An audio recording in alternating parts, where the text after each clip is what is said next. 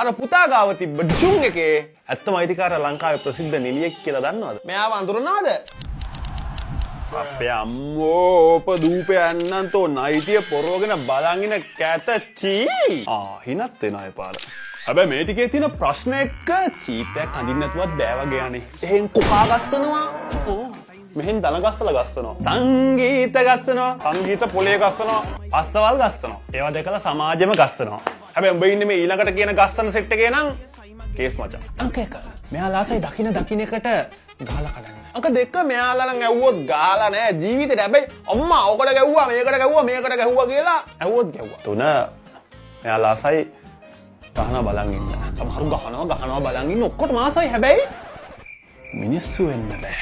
ඔය ඔක්කොම ආසාවල් වලට හරියන්නේ රොබෝලා. එහෙම ගන්න පුළුවන් රොබෝලා ලංකාවට ඇවිල්ලා. ඔයාලා ආස විදියට ගහන්න විතරක් නෙමෙයි. හොඳට ගැහුවොත් ලක්ෂ ගාණක් දිනන්න පුළුවන්. මට නිකන් උඹලා හරි නරක විදියට හිතනවා වගේ පේනවා. මේක බලන් ඉද්දි මාර මාතල්ල කට්ටිය.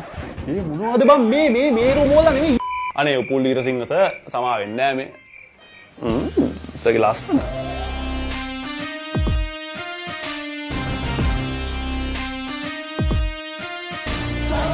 මේක ලංකාවේ සුපිරිම රොබෝ බැටල් එක. බොඩ් බෑෂ් ට්‍රාන්ස්ජෙන්ඩර් එකේ බන්දුල බී වගේ සුපිරි රොබෝලා බහිනවා මේකේ වලියට. රියල් ස්ටීල් එකේ ඇටෙන් වගේ රොබෝලා එන්නත් පුළුවන්. මාර්තු 28 රිලා මාසේ අරින්න. රොයල් මාස් ඇරිනා.